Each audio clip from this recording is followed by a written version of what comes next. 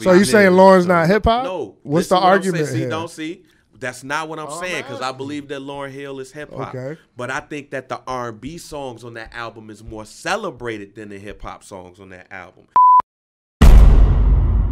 Yo, what's good? It's J.R. Bang, and this is the second episode of Let's Argue, the podcast. Shouts out to my homie DJ Gemini, who couldn't make it. He's under the weather today.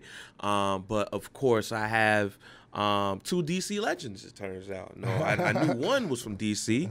I didn't know Dave Mays was I'm here, not but, even from DC. I mean, but I've you've been here so long. Like, you've been here I'm so made long. in DC, but yeah. You know what I'm saying? But we got the homie P Stu in the building. What's What good? up, what up, what up? What up, JR? You know Bang, what I'm pleasure saying? to be here. I've been itching and scratching I to know. argue with you, you know what I'm So saying?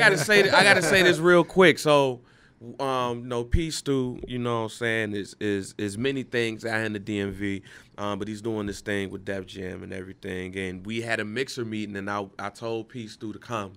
You and did. he just forgot about me. Short-term memory loss. Yeah, no, but he blames it on something else. But I know it helps your memory. You know what I'm saying?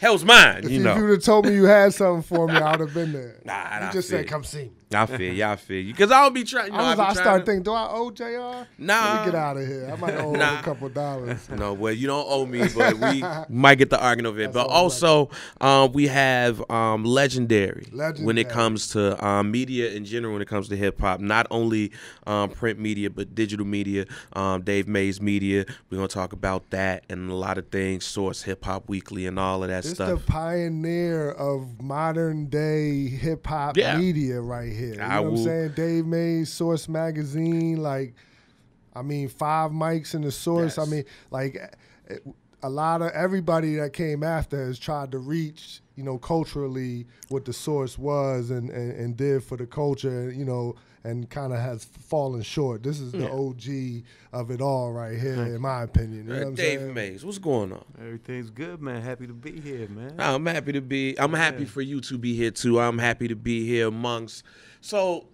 greatness. You know, I've been out here for 2 years now, and I'm still, you know, learning a bit about the DMV. I'm learning about the culture. I'm learning about the music. I'm learning about the media scene. I like to get my history lesson from you guys for one reason. If you're gonna be in somebody else's town, you got to know what the hell's going on. True. No, that's first and foremost. You can't be out here false flagging, because I know I'm from Chicago, and if anybody tried to come to Chicago and not know the culture, not know the lingo, anything like that, then it's a problem. Right. You get shut out. So definitely don't want to get shut out. But also for you, Dave, my journey into wanting to be in media started with the Source magazine, just like a lot of people. I remember being in high school, and one of the things that I wrote down is that I wanted to be a journalist and I wanted to write for the Source. But then I started to do music, and it was like, all right, I just want to be in the Source now. But then just reading it just like an everyday periodical, going to school and being able to argue about these things. The reason why I grabbed Capone and Noriega is because of the Source, because it was the fat tape, the Source fat tape. And matter of fact, Noriega put it up on his Instagram, and I was like, yep, that's the reason, because it was the fat tape. And then I saw it in the back of the Source 3 months in a row, and I was like, you know what, fuck it, I'm going ahead and get it. War Report. Yep, the War Report, the first album. album. Hype. Exactly. Well. Yeah. So I bought that. Classic segment. Yeah, man, and we're going to get to that. I bought that, and I bought Tila's album. And my mans didn't like the album. He didn't like War Report. But me, I was like, nah, fuck this shit straight. And so a lot of what we dealt with regionally when it came to music, we looked at the Source to see if it was going to make it, and we felt some type of joy about it. And then we looked at the national thing. So I want to go regionally first. Sure. Because when I've seen people talk to you and I've seen interviews and everything, you know, they go to, you know, the norm. But what I wanted to ask you is from the regional end of it. Like I said, I'm from Chicago, so if I saw Twister in the Source, it was like, yo, we made it.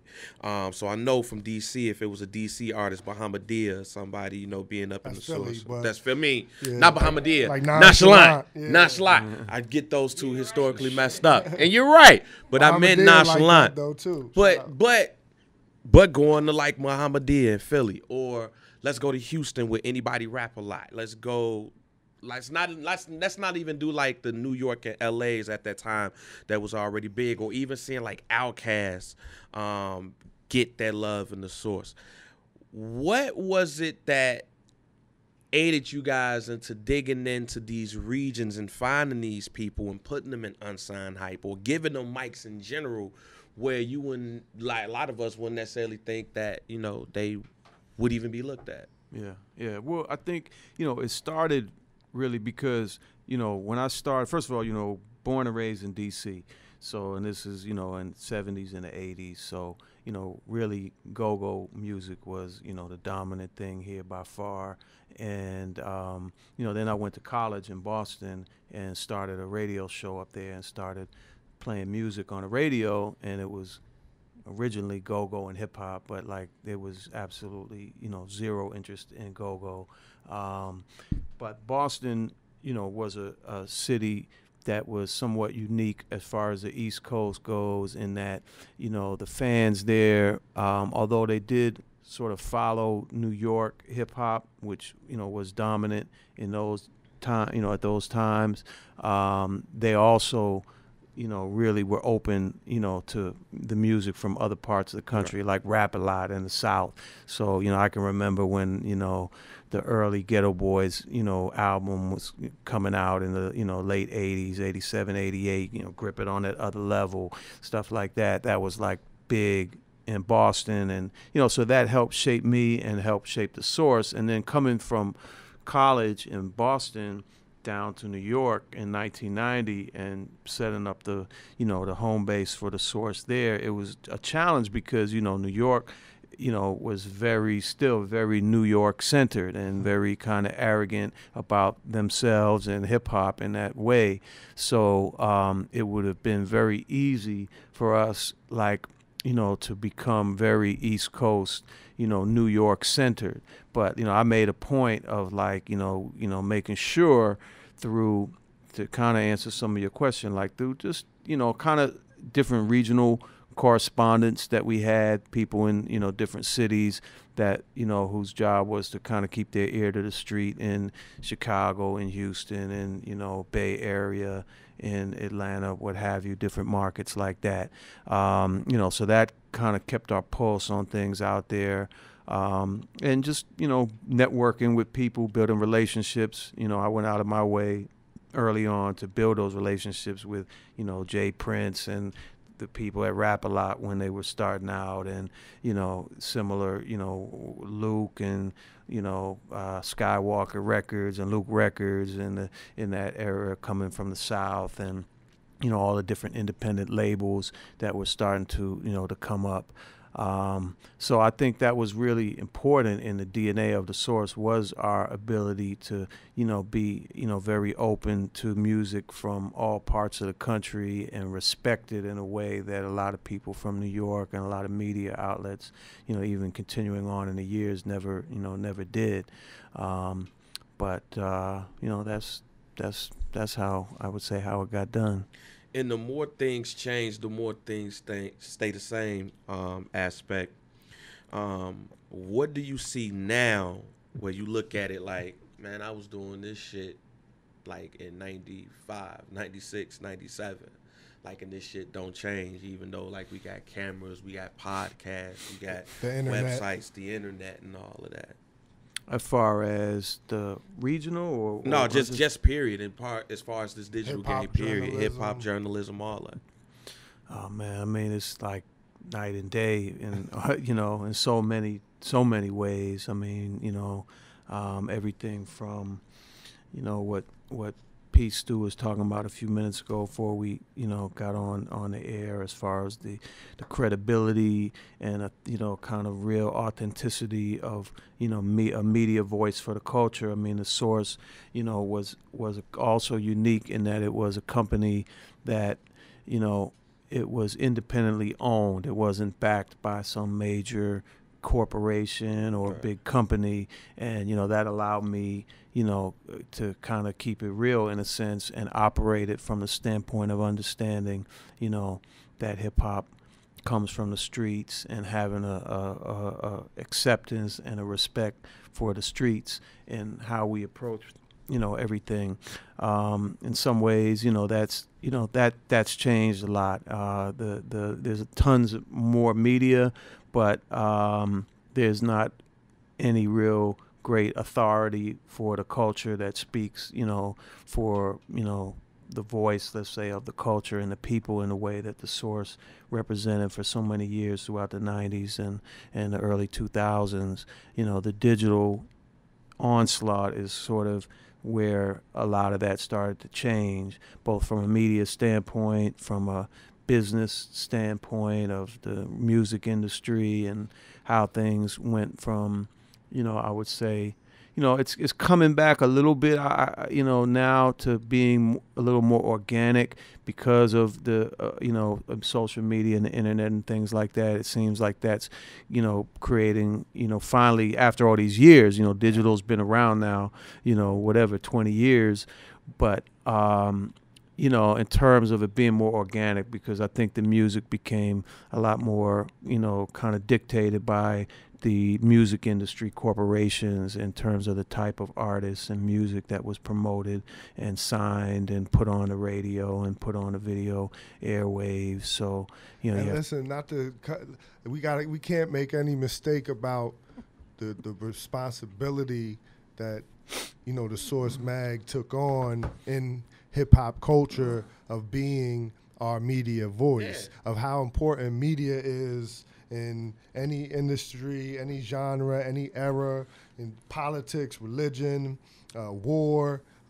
We know how powerful the media is and how the media can kind of spin what they want to spin and take whatever aspect they want to and turn it to whatever they wanted to turn it into. So for hip hop not to actually have that voice really like that up until the Source came along, they took on a great responsibility in having to keep it authentic and be real about it, and not only just, from a journalistic hip-hop standpoint, but from a business standpoint, from a cultural standpoint as well. See, what a lot of people don't understand is that hip-hop wasn't always welcomed on the radio.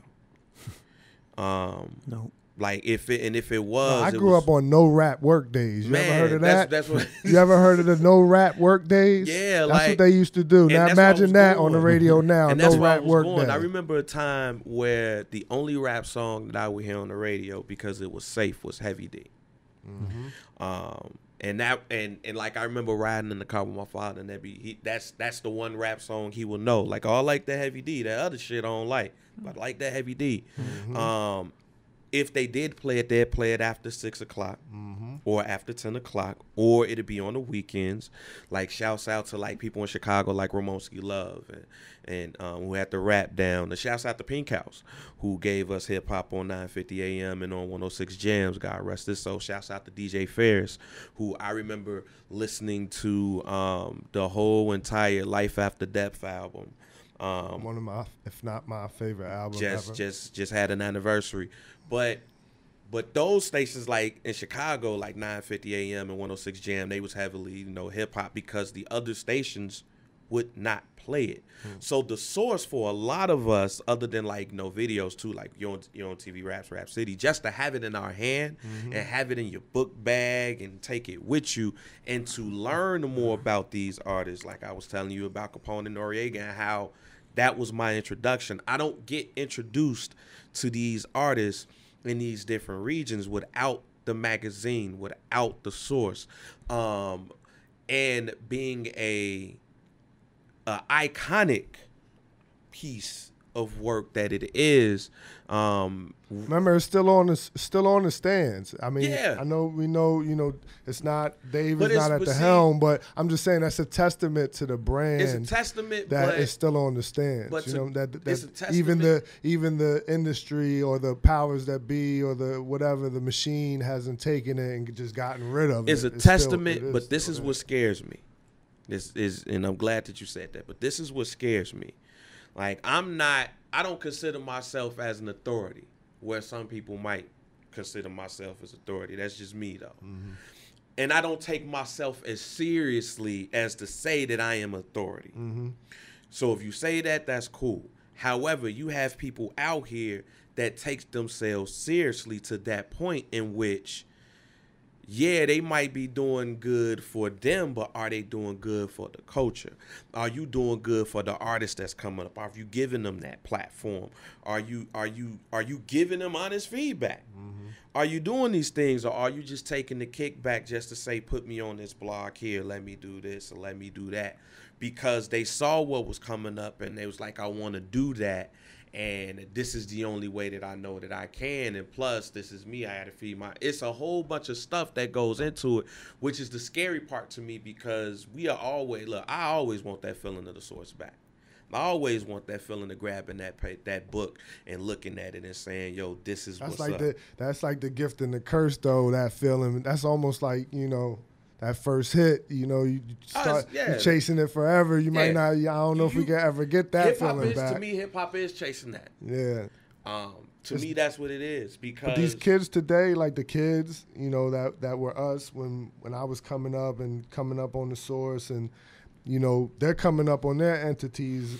It's just a lot of it is digital, but they're coming up on the SoundCloud movement and the Complex, Fader, shout out to Rob Stone. He took that whole Cornerstone mixtape movement and turned it into, something that's, progressive for the culture. So, but I just, it all kind of is like all revolves back to the genesis, of the Source Mag and those kind. Because imagine if they had gotten it wrong, if they had gotten it wrong with the Source, or they didn't take that responsibility to heart and just did anything with the culture.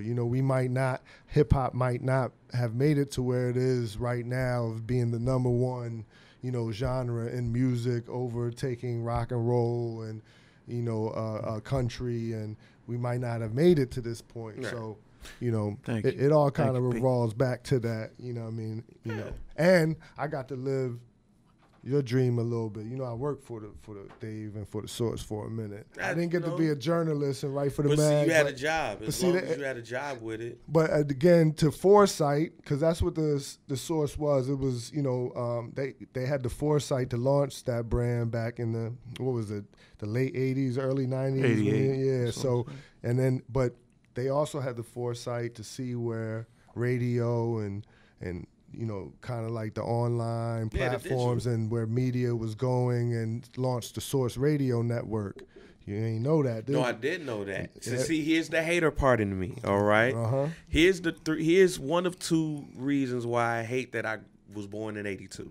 Only two reasons, because I think 82 is the greatest year ever. That's all right. The Tunnel and the Source. I was never able to go to the Tunnel. I never went to the Tunnel. And did I? Did I go? See, look, did I? See, no, I would have remembered. That's the hater right? in me, ladies and gentlemen. I always wanted to go to the Source, and I always wanted to go to the Tunnel with Tim's on. The DMX Get At Me Dog video clinched it for me. We're going to get to 98 in a minute. I just know being at the Source and being in the building, you knew. But you yeah, felt the Source. You were part of the Source Radio Networks, because Dave and Ray Benzino had a syndicated radio show. They were on, because if I can remember, you guys were on Chicago radio. Probably. Were you? I think you were on a few stations have picked it up. Yeah, I can't remember which station. I think it was at 106 Jams, if I could believe. You were on there. Yeah. Because I remember catching it a time or two. But again, this is when I'm not. Then Benzino start beefing with Eminem. And we're not going to get into that, because the next thing I actually want to get in, and I'm glad that you mentioned the Source Radio Networks. You guys have always been on the forefront of digital culture. You have been with the Source.com and the Source Radio Networks and so on and so forth. But now you have Dave Mays Media. Don't forget about Hip Hop Weekly in there, too. Oh, yeah, Hip Hop Weekly. Ooh. Like, I have people who've done work with Hip Hop Weekly. There's another, one of my homies, DJ Q, he was up in there a couple of times. So, again, you got to forgive me, because I'm a hip-hop head. You know this. Mm-hmm. So, I'm just speaking on how the things impact for me. Yeah. So, Hip Hop Weekly now is the forefront and pioneering brand for all these shade rooms and you know it's like it's let's keep it's it the real hip here. hop gossip world where now we're finding out a lot of those things when it comes to these artists. They're on the cover of the front page. Yeah. It's the love and hip hop of magazines, I guess, if you want to call it, with the shade room and everything. Actually, before we get to that, what was the thought on that? Because it was totally different from the source. Yeah, well, the whole thing with Hip Hop Weekly was, trying to figure out a strategy and a way to kind of get back in the game with something new at a time when the internet was up and running. It was still fairly early. Hip Hop Weekly started in 2006, right. But it was prior to social media. But just trying to find a different format and a different way in than a monthly magazine, and trying to just do something that was, kind of exactly like the source. At that time, it was becoming much more difficult for monthly magazines to stay relevant at all because of the speed of information coming from, websites and things like that. So the Hip Hop Weekly idea was, based on looking at the business of magazines and seeing that these celebrity weekly magazines, which were, People, Us Weekly, Star, In No Touch, Hip-Hop. all those magazines that you would see, and some you still see at the front of the supermarket when you're checking out. There was like 10 of those magazines. They were selling millions of copies every week, but, barely any black people or anything to do with hip-hop in any of those magazines. Like Right On. That was the last. Right On was the last magazine full of black people that I used to see at the grocery store aisle, at your supermarket aisle. That was it, with the shorties though. New Edition be on the front cover, exactly. All of that stuff. So it was just a different approach, just to try to become successful, create a brand, get into the space again with something that would be a little more, faster and more with the time, right. So to speak.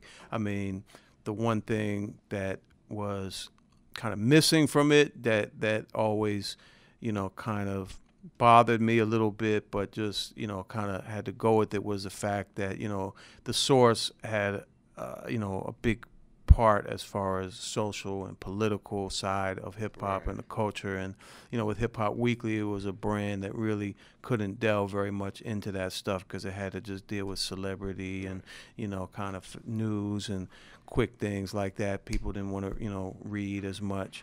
So getting up to like what I'm trying to do now with Dave Mays Media is kind of come out with something, find a way that I can bring a lot of the, all the elements of what the source kind of represented and what the culture is and was about, back into a media platform, but in a more relevant way. And, print just is not really the vehicle anymore to do that, unfortunately. I don't think it's completely dead, and maybe it will make some form of comeback, but as you guys know, I got the new idea, but I'm not gonna say it. I'm gonna talk to Dave. I got the new print idea for hip hop that hasn't been done yet for hip hop. But well, that's only Dave can pull this off. So I'm gonna talk. Yeah, that's P. Stu right there with the idea. So what are you working on right now with Dave Mays Media? It's an early stage. I mean, the basic building blocks of it are, one, this is really for me the first time that I'm promoting my name and my brand. Yeah. A lot of people who know their hip hop history, they know about me, but I always kept a low profile. I always was a behind the scenes type of person. Yeah, you was Tito. You was the guy that was in the back pulling strings. And so and I say Tito just because he's Harvard the dude. And all. He was the Harvard. He was in the back pulling the strings. Ain't gonna be no bass line without Tito on me. So for real. That's why I had a line. I sit up in the back and I pull strings like Tito. Okay. That was back when I was rapping, ladies and gentlemen. That was back when Bang was. JR never lets the opportunity to pull a bar out go by. I know that. JR, pull them bars out, don't I will not. I Don't will not. front. That's dead. That is dead. That time. I used to have bars too. Don't. We can battle Still. up here. No, we one won't. day. We can won't. change less argue to less battle. No, we won't. I never had any bars. No, Hey, let's make that clear. Time is dead. So how is it different? Like, how was the feel different of building Dave Mays Media than it was with the Source? Just trying to, because it's such a different time. And again, it's first starting from a digital and visual standpoint. So a lot of it will be, visual materials, whether it's documentaries, film, TV shows, short video. So it's going to be much more visually oriented, than, print. And obviously hip hop is very different now. It is what I was envisioning it to be at the beginnings of the Source. This is what I saw, what I was building for, that hip hop was going to kind of just continue. That's how the Source always treated hip hop, like it was this big. How it is now. That's how they always. If you look back, that's how they always covered it. Like, this is it. It's my favorite episode of the Source. My favorite magazine of the Source. I can't remember what year it was. Issue. Yeah, Issue. Can't remember which one it was. It's a permanent old school term, right? Issue term. Right. No, Issue. What's an issue? Hey, I said periodical, so I know somebody was like, "What the fuck is a periodical, fam?" Like, look it up. It was two of them. Because you guys really kind of started the freshman thing when you guys put like the New School on there with DMX and Corrupt and Big Pun and Cameron, Silk the Shocker, Cameron, and all up in that. But it was Lord Tariq, Peter Guns. Yeah, Lord Tariq and Peter Guns was on that joint. It was the we gotta orange get cover. these documentaries. Yeah, Rap's new generation. Yep. You're right. The second one was you guys. I can't remember what year it was, like but you guys was rating the. 98. He said it that was was 98. Yeah. See, you guys rated the groups, albums, best albums, best rappers of all time. On I forgot what year it was. But you guys had the list broke out, and I remember I think it was Wu-Tang was like at the time like the greatest rap group of all time and everything. And the essence of Let's Argue comes from that article, because I took that magazine, I went to school, and I was like, look. What y'all think? Yo, they tripping. What you mean, Wu-Tang? Because that's when I know for us, when I was coming. Do or die. No, it wasn't even do or die. It wasn't do or die. Like, pre- we really had, and shouts out to Prosser High School, class of 2000. But between I went there from 1996 to 1998. So shouts out to my man Torrance. Shouts out to my man Twiller. My man Darren. So on and so forth. There's a lot of y'all. Chi-Town all day. But we used to legit have arguments to the point where we were going to fight. And one of the most epic ones was Wu-Tang versus Bone. And I'll never forget it. To the point where we almost split. That was a good regional. We split. We had the Wu-Tang group here, the Bone group, to the point where they thought we were a gang and we were beefing. Like, you can't even put this Wu-Tang status down this joint on your folder. We're like, what? This is a rap group? Oh, man, we was arguing about hip-hop. But, yeah, that's the essence of it. I think that was 98 also, because I believe that was the 100th issue with LL Cool J on the cover. Yes, it was. With the 5 mics, and then we had all these different lists that we broke down in there and stuff like that. I know my magazines, son. I know Remember my waiting issues. for them magazines to come know my out so you can get that cover. So speaking of 1998, this is a great segue. So shouts out to my man DJ Gemini. Now we came up with this idea. I wanted to do it last year, but like we're coming up into a point where the people in hip hop deserve their flowers. And especially in time when Craig Mack passes away. Last year, Prodigy passes away. Peace, legend. And a lot of, I ain't gonna say a lot, but it's enough of us losing our hip hop icons at an early age where I wanted to give their flowers to them and still be in the essence of hip hop, where we're having fun, but we're debating, we're arguing, we're talking about the culture, and we're going deep. So I came up with a list of 32 hip hop albums, and I put it in a March Madness style bracket. And The first episode we had Kingpin Slim. Shouts out to him, and DMV artist. DMV artist, doing his thing out here. We came up with this bracket, right and left of the best albums of 1998. Okay. So I'm not going to. Kingpin Slim was in Unsigned Hype too. I think 06. Okay. One of the last. Of the great years. Of the great years. Right. So just to break down to some of the albums that came out in 1998. So, of course, Lauryn Hill, Miseducation of Lauryn Hill, Gemini, DMX had a big year with It's Dark and Hell is Hot, and Flesh of My Flesh, Blood of My Blood. Jay-Z, A Hard Knock Life, which is another reason why I want to do this also, because I think you can have a debate about what year was the best and what album. So, and shouts out to my man Boogie D, because we was talking about giving people championship rings. So that's how come this is a part of that that came through. So we are now in the Elite Eight. Oh. All right. No, so in our Elite Eight, I want to hear this. Okay. Outkast, #1 seed versus Juvenile, 400 Degrees. And then that same joint, we have Busta Rhymes, Extinction Level Event, which shockingly beat Big Pun, Capital Punishment. I was shocked that beat that. Beat it? Really? So where are you taking these votes at? Oh, people, you go to KWestDC.com. Okay, all right. Just make sure. You go to KWestDC.com. I just want to make sure. Vote. KWestDC.com. Vote. Oh, yeah, and people are voting. Hey. I could see that regionally. Busta was slightly bigger here than Pun. In the DMV. Oh, okay. Mm-hmm. And then that's going up against DMX's Dark and Hell is Hot. In the other bracket, the first quadrant bracket, Lauryn Hill has. I was waiting to hear, make sure she got. See, listen. Now that's my argument. But Lauryn Hill, Miseducation of Lauryn Hill going against Master P, The Last Don, and the Locks defeated Black Star, which I was shocked. But a lot of my homies. I'm not shocked. You say you're not shocked, but I know people who celebrate that album. And to me, Money, Pound, Respect wasn't the best album. It's almost like underground versus mainstream underground. Even though it was the Locks, that Money, Power, Respect album was their first mainstream. We're here, Bad Boy. I feel you, but it still was. Let's just say I didn't like the bigger. It was just bigger than Black Star. I like Money, Power, and Respect, and I want to thank you. That's about it. But I was shocked that one. But that's going Eternal. That's tough. See, but that's going up against Jay-Z, A Hard Knock Life. So we're gonna go with Lauryn Hill, Miseducation of Lauryn Hill, and Master P, The Last Don. Lauryn Hill. Go ahead. Sorry, I didn't mean to say. Yeah. Lauryn Hill. I mean, that's. But like here's my argument when it comes to Lauryn Hill. Is it a hip hop rap album? It won the Grammy for Best R&B Album, and it wasn't nominated for the hip hop.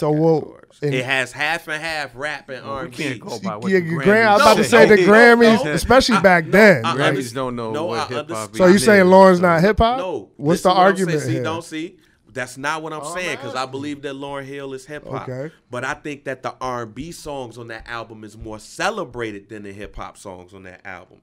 You have that thing, but everything else people celebrate off of Pull that. up Aquemini.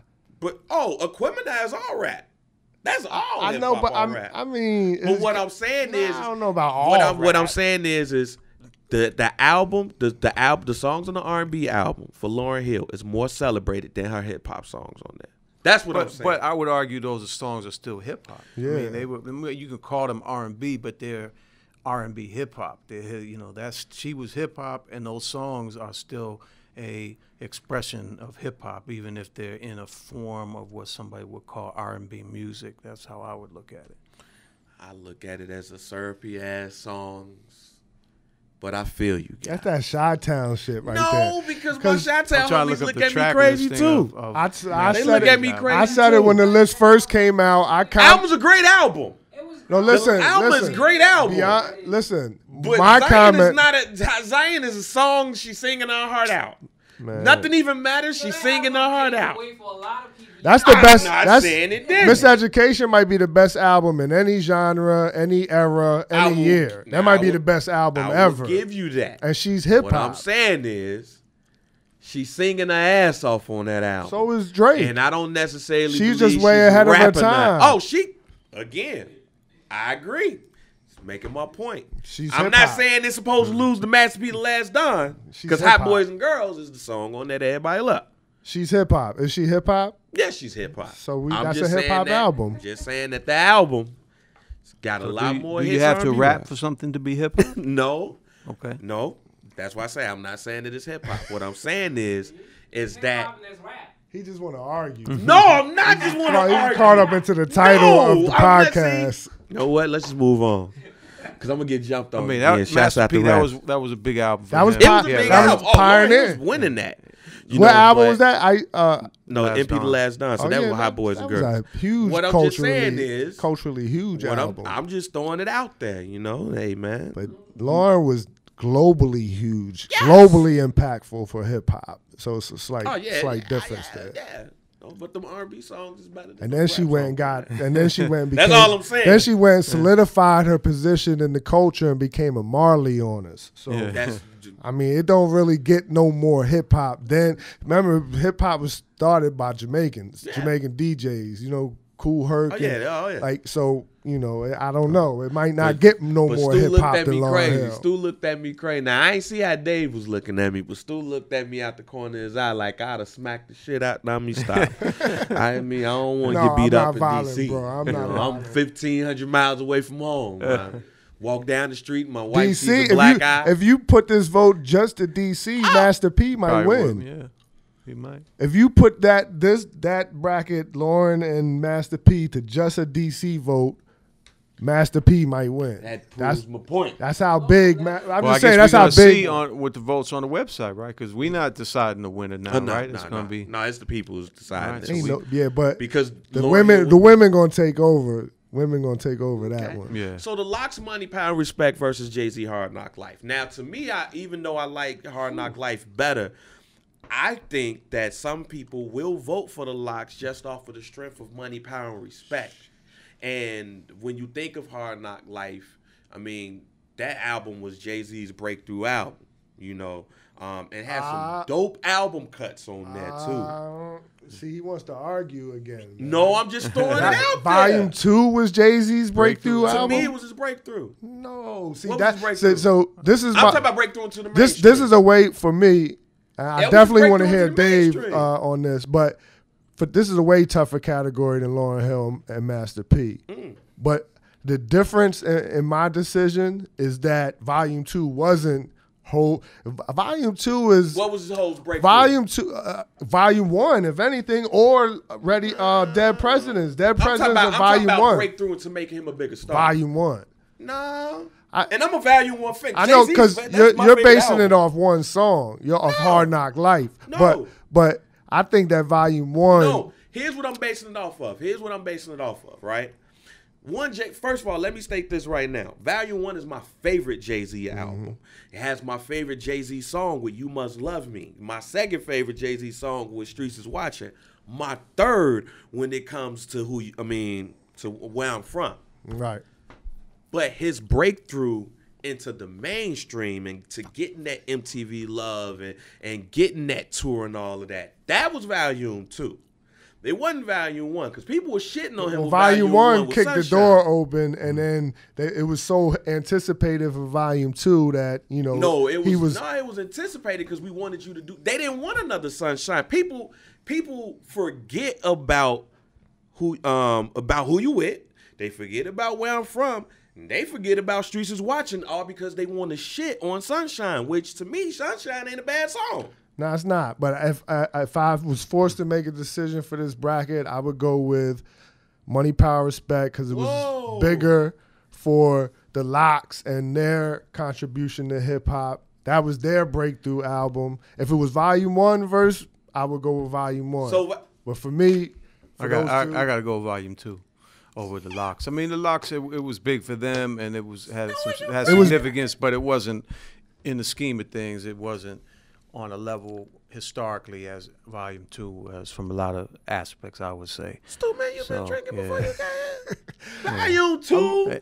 just in case, Shout out you to the want to Locks. just in case, Styles, the Locks, just in case the Locks Jada, listen. Chic. I do not look like Jadakiss, ladies and gentlemen. Yeah. Not Dave, don't even. No, 'cause you It's a laugh. tough one, man, because I'm going to wake up tomorrow like, nah, Volume 2. And you know what I'm saying? I just remember. I guess I. But remember what other how songs I off felt. Money, Power, Respect did you mention? Man, I want to thank you. Money, Power, Respect. That's my two. That's my two. Yeah. And I bump. I We wanna gotta thank you. pull up the track Woo. list. So, but we got you two. Hey, that's fam. tough. We good. So this is one. Cause I'm a super Hove fan too. Yeah. Like you could pick any of Hove's albums over a Locks album So yeah. and make that argument. As far, I mean, who's bigger culturally to hip hop, arguably, than Hove? No, well, not a lot. So we gonna move on to the other bracket. And I'm glad Dave you here, because I think that people underestimate how big Juvenile 400 Degrees was for Cash Money, for hip hop in general. I was talking to somebody the other day, and I was telling them how I remember seeing Juvenile High on MTV TRL. And I think that was the first hip hop first hip hop video that was retired off of TRL. Mm-hmm. I remember seeing that album on the Billboard charts for a year. And not just in the charts, it was top 10 for a while. That was a huge album. How in was DC. a huge record. And because of how big Cash Money has gotten and Lil Wayne has gotten, I think people forget about Juvenile and BG. Juvie don't get his props. Nah, he don't And get his BG, props. but Juvie definitely, he was the star. Like he was Right. getting ready to be the star of the group long before, That High record Wayne. was so big. But but looking at 1998, looking at how big really was that record?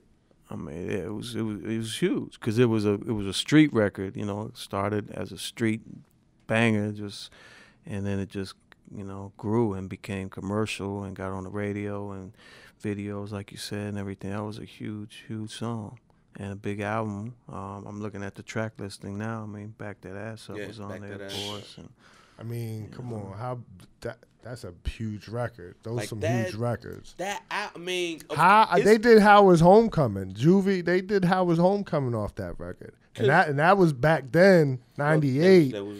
I mean, that was pretty big. And I mean, it's going against Aquemini. Of course, I'm picking Aquemini, but I don't think. Of course, you are. The Aquemini. I'm picking Aquemini over Juvenile on that one, but Yeah. I just don't think people really I think because of time and because of changes that's a within tough Birdman, matchup for Baby, and Juvie. everything. I just think people don't really.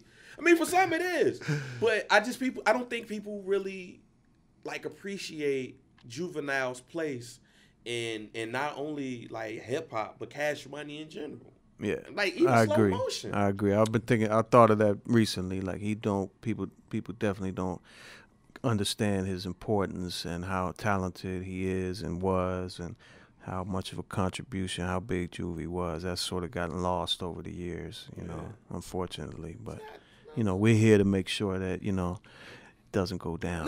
Because even like I say, even on picking Outkast on that, it's just it almost gets a little bit frustrating, because people just hear, and even with BG, because I was a BG fan. Yeah. A memory that I have is going to see my grandmother, to pick my grandmother up for my graduation. She was living in Mississippi, and I played the BG album, with Cash Money as an Army and all that the whole way through, and that was the first time when my father was like, okay, I'm listening to all this shit, but it's a little bit too much goddamn cussing. Yeah. But then, about time we passed Illinois, he was like, okay, I like this shit. Where these niggas from? So, yeah, but Outkast, Juvenile, who you got? I mean, I would go with Outkast. I mean, it's a classic album. It got 5 mics in the source. Yes, I mean, it's an incredible album. So, Juvie, everything we said, Hoes, and that was a big album as well. Shout out to the Eagles. So you picking Juvenile? Nah, I'm going with Outkast. Outkast. So the last in the Elite 8, and I think this is the hardest one. I don't have no personal connection to that. See, I got a personal connection to the Lock, so I think that's what fueled that choice too. Damn shame. I ain't got full disclosure. Right, I ain't got no personal. I mean, I got personal. I know all these guys. You know all these. That's what I'm so saying. that's the thing. But that's Be different. like See, that's Dave. different. So he like Dave, he got Stu. personal connection to everybody in the category. Be so like Dave, Stu. I got categories where We're media people. it's only there for one That's the person point of in the this. category. Let's argue J.R. Bang. P Stu sitting in for DJ Gemini. Dave Mays up in the building. The last of the Elite Eight, we have Busta Rhymes versus DMX. This is an extinction level event versus It's Dark in This Hell and Hell is Hot. For me, personal with this too. It's personal with It's Dark and Hell is Hot. I almost fought people for It's Dark and Hell is my Hot. personal connection in this category is the Buster, but I mean it's. DMX That 5 album run DMX went on, it's really hard to, pick against that. So before you say that, before I even say anything, I'm glad that you say that. Because shouts out to my man Mike Jones and my man Cam Coates, their podcast. They have a podcast, a real dope podcast, Banging on Lunch Tables. They talked about 5 album runs, and DMX was on the list of having the best 5 album run. I would... Yeah. 5 albums from straight, all number ones, 2 in 1 year, pioneering type stuff at that time to release 2 number 1 albums in the same year as a rapper. It was pioneering what he did. He went so hard, so fast. It was hard for him to ever, reach anything further than that. He just plateaued after that 5th album, but. I mean that you talking about having 5 albums in a row, like who had the best 5 albums in a row? The best 5 album run. Yeah. And if you could start from the debut on to. You gotta put Hove in there. Yeah, my first Nas thought in there. was Hove, Nas, and Ye. A lot of people don't get to 5 albums at all. It's that's why it's hard. It's tough to get to that fifth album. It's not a lot of people in that list, and even with the people in that list, like you have to. Because Pac made it to how many albums? I mean, yeah, Pac got. I mean, posthumously or no? I'm talking about from beginning. Like Pac had what? 4. Before he died? No, he had Strictly for My Niggas, Tupac Now, Me Against the World, All Eyes on Me. But he had like 7 Machiavelli albums. But the one was the one. But his 5 album run, you could say also. Yeah. That might be an episode of Let's Argue that we might have to delve into. Yeah, you gotta get that list up. Face got 5 good albums. Yeah, Scarface, yeah. That he was on the list. He might win in DC too. Scarface I know he was. DC. Based off of the G2 a Kid Rap a Lot conversation I had the other day, he probably will win. But we got DMX versus Busta Rhymes, extinction level event. That's got What's Is Gonna Be on there. What else is on there? Woo-ha and all that? Nah, Woo-ha is not on that one. Woo-ha is on the comment. I don't feel bad about not picking Busta for this one. I mean, I'm picking DMX, though. Yeah, DMX. Shout out Bus, Yeah.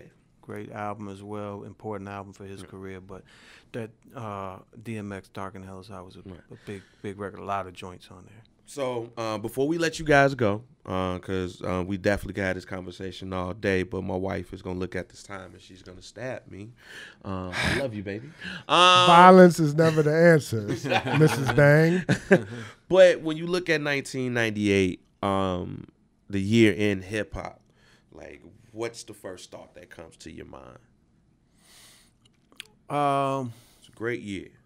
I mean, I look at that sort of period there. That was like when hip-hop really sort of exploded commercially, with, on the one hand, with everything Puff was doing, and Bad Boy, and then, stuff like the Cash Money, Master P, the successes they were having, a lot of the other, that was just like when hip-hop was, Fugees and all.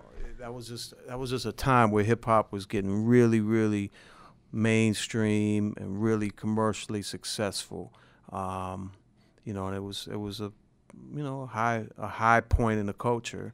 But as it was sort of turning away and becoming, more in the direction, of what it's become than what it was. I look at Pac's death as kind of the most significant turning point in the evolution and the history of hip hop. So Pac died with 96. So, going into that 97, 98, things were starting the seeds have been planted and everything there. But it was a big year for hip hop. How can people reach you if they want to work with Dave Mays Media? Try to, get some work done, My social media is, I'm Instagram at Dave Mays Media, and there's an email contact on there as well. And I'm on Facebook a little bit. I don't really mess with Twitter, but Instagram probably is the best. Yeah, I got my joint says one tweet wonder, because now I just try to hit like one tweet a day. But on Facebook, I tweet through Instagram. My Instagrams go out on Twitter, so that's my tweeting. Like Facebook, I've really been getting back into Facebook, because that's where I start most of the arguments. Hence, let's argue. Yeah, my Lauryn Hill argument was the one that was probably gonna get me shot. Yeah, but shouts out to Rhapsody, because she didn't shoot me when she was here. Shouts out to you, Dave Mays. I definitely appreciate you coming through, giving your thoughts on the culture and everything. And hopefully, what we're doing here at Let's Argue, and just in general what we're doing like at Radio 1 with some of our original content. Shouts out to the man behind the camera, Licious. All right. Lush. You know what I'm saying? Hopefully that we're doing I'm a grown-ass man, dog. I ain't finna be calling you no licious. But, dog, hopefully we're doing a lot of things that's helped push the culture similar to what The Source did in its heyday and what you're trying to continue to do with Dave Mays Media. So, yeah, you can follow me at JR Bang on everything. And we just trying to keep the argument going here on Let's Argue. The podcast is really just trying to keep the joint alive. Now, I'm not doing nothing with Stu. Come on, at your boy. I was like, yo, can I shout my IG out? Because I'm trying to get my followers up. Here's the other part. Stu tried to play me today, ladies and gentlemen. Stu called me yesterday. I was busy. Then I text. One of these days, you're going to answer my call. Still no cricket. When have I not then finally, hours later, the one who I gotta pick up his phone call. He hit me with the meeting curve. There's a lot of curves out here. He hit me with the meeting curve. I was in the meeting. So I'm like, okay, be back here. I'm like, then he hit me with the you remember last time you was here? And then I was like, okay, so you was curving me. You just admitted it. No, you hit me with the last time. He hit me with the curve, so I had to let him know I ain't curved you, but remember how you curved me. And I think I curved him because I was getting him back for an even earlier curve. Curve too. He's the curve king. How can I curve you when I'm in your city? Curve king right here. You block me from everything. You don't mess with him. I love my guy, JR. You can follow me at your boy P Stew, YABOYPSTEW, at your boy P Stew. Get that new Lambo Anlo featuring Fat Trell for you out now. I'm just happy that I got a Wakanda plug. Hat. You know what I'm saying? Shouts out to the Wakanda hat. Wakanda hat's heavy. Get at me if you need that. W, you know what I'm saying? So now I feel a little bit like this is starting to become home. There you go. All right. Just got to bring gifts. Right. That's it. You got all the famous nobody stuff on, bro. Yeah. But nah, man, we out. Man, thank y'all for listening. Tune in next week when we're going to have the Final Four, and we probably have the Final Two. Might be a Loyola Chicago situation. Shouts out to the Ramblers. Yeah. All right, man. Peace. We out.